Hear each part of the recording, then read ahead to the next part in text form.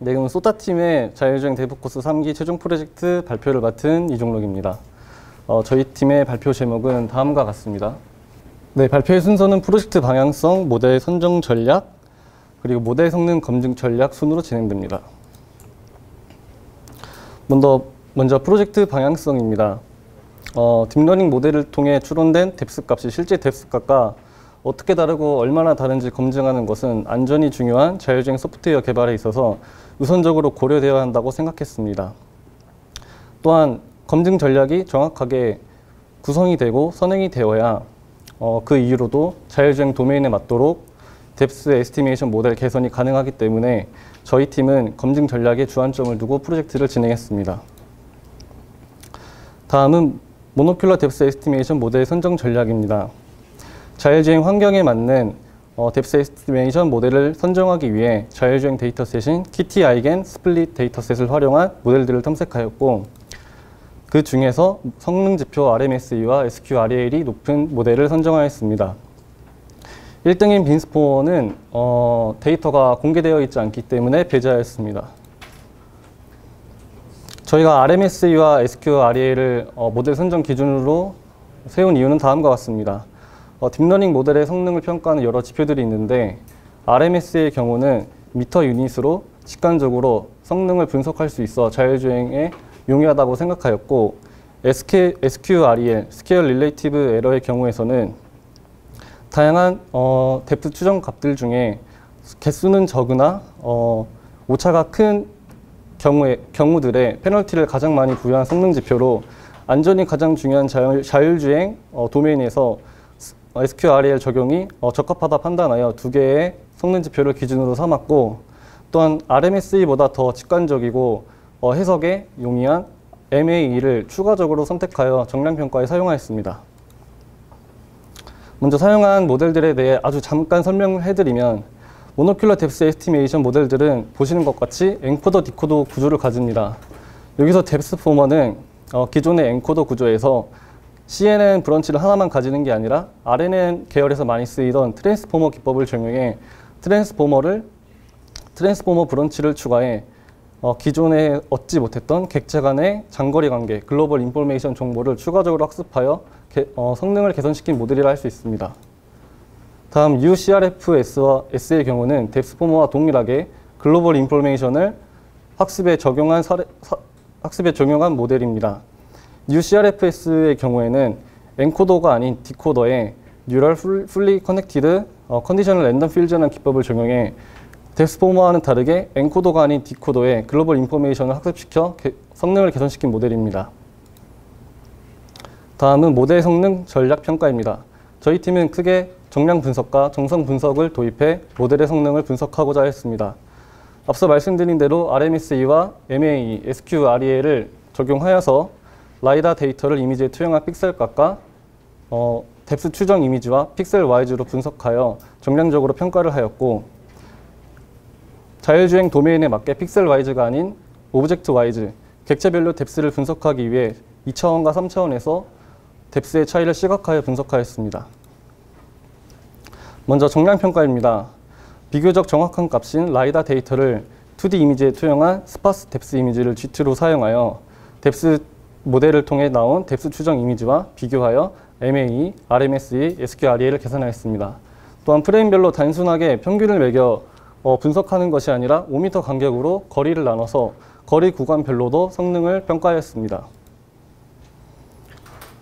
라이다를 이미지에 투영한 스파스 뎁스 이미지를 GT로 사용하여야 하지만 저에게 주어진 기존 프로젝션 매트릭스가 부정확하여 매뉴얼 캘리브레이션 작업을 적용하여 비교적 더 정확한 프로젝션 매트릭스를 구해 GT 값으로 사용하였습니다.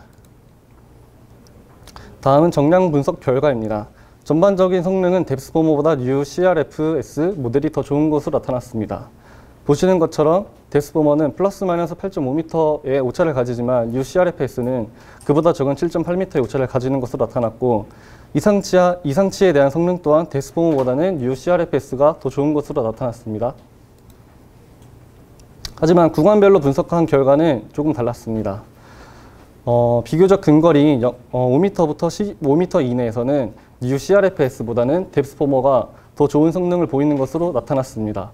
하지만 거리가 더 멀어짐에 따라 New CRFS의 성능이 뎁스포머보다 더 좋아져 종합적으로는 New CRFS의 성능이 좋은 것으로 나타났습니다. 다음은 2차원 정성평가입니다. 객체별로 라이다에서 얻은 뎁스값과 뎁스 이미지에서 얻은 뎁스값을 비교하기 위해서 라이다와 뎁스 이미지에서 각각 뎁스값을 얻어낼 필요가 있었습니다.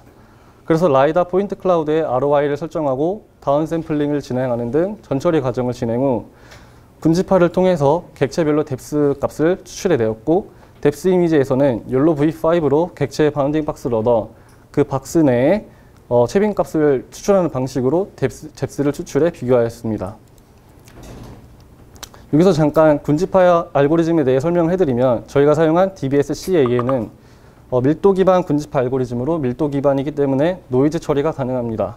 또한 라이다와 같은 XYZ 기하학적 데이터 군집화에 용이하다는 특징이 있어 이 군집화 알고리즘을 사용하였고 다음은 2차원 정성평가 결과입니다.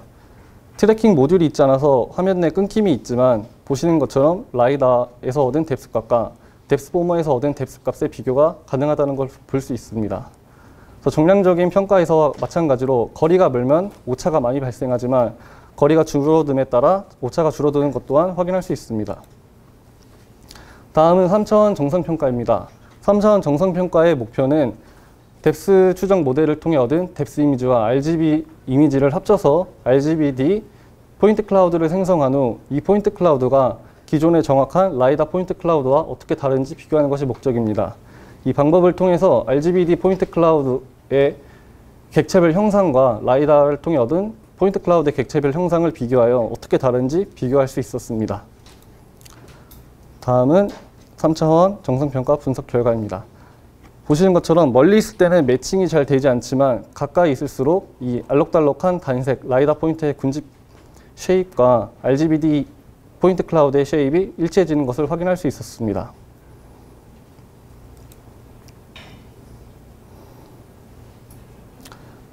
저희가 2차원 정성평가에 사용한 이제 RQT 그래프이고요. 다음은 이제 3차원 정성평가에 사용한 RQT 그래프 이미지입니다.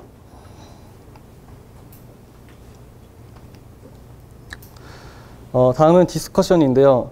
저희가 세운 검증 전략에 의하면 정량 분석을 통해서는 수치적으로 뎁스의 차이를 미터 유닛으로 알 수 있고 또한 이상치에 대한 평가도 가능하다 생각합니다. 또한 구간별로도 분석이 가능하여 구간별 사고 위험도도 알 수 있다고 생각합니다.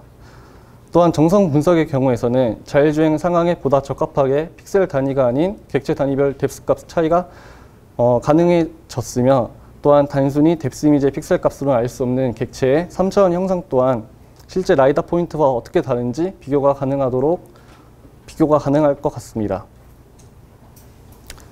저희가 이번 프로젝트를 진행하며 세운 간트 차트이고요.